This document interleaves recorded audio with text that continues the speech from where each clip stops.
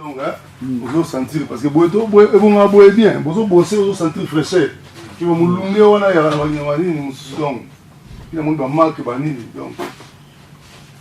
En tout cas, moi je suis très content. Hein? Grâce à Peggy Sassa. Tout ça me grâce à Peggy Sassa, fraîcheur à net canana. Donc, je vous réserve beaucoup de surprises, quoi. Hein? Nous avons bosser père. Que c'est une inspiration, vous bosser place confortable. T'as la pas confort. C'est pas prophète Konde. Imagine. Bon, on a déjà ma belle, on a déjà ma belle bakoko. Tout le monde côté dans le système de Jésus-Christ. Le côté samba eba, le côté des gens à terre.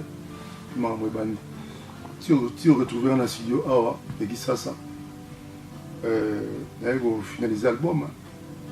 On va avancer mon finaliser mais on va avancer l'album. On a Paris. On a 3 titres. Maintenant, on a 3 titres dans Kim.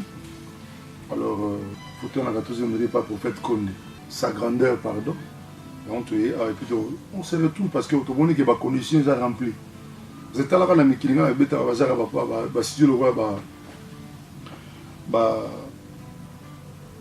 genre 5. On comprend, le studio, on a un studio, on a fraîcheur. On comprend, on a Concorde, on a fraîcheur, tout est dans la sirène, le studio, on sentit dans la carte, on a kimia, la chaleur, tout le temps. On a un peu, je me suis retrouvé. Donc, on a dit, vraiment, et puis en plus, attends le beau Nzambe, sa grandeur. Donc voilà, tu peux continuer là. Il faut les avoir, tu peux continuer l'album. Dans cet album, on a 6 titres là. Mais tu peux en version là, moko. Tu vas dans iTunes, tu vas télécharger. Puis tu vas redécouvrir l'artiste. Pour aller dans le depuis tu entres à Pongi, et Pongi te.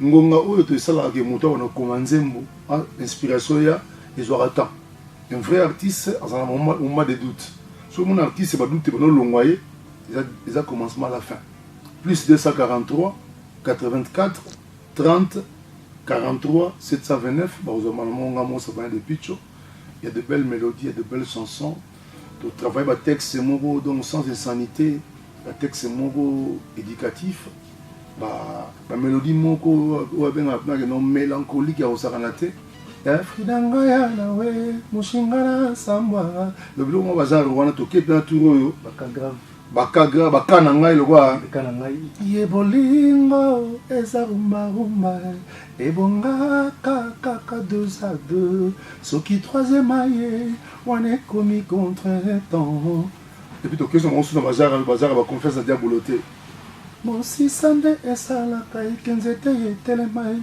eza pareil na mwasi yende asalaka ke mobali azala valoriser la société pota ya kofasonenga ndeke azangi ezala tina te na mboka na ye nazala pa kapasité nyonso mobali me na love nakomi okelela ye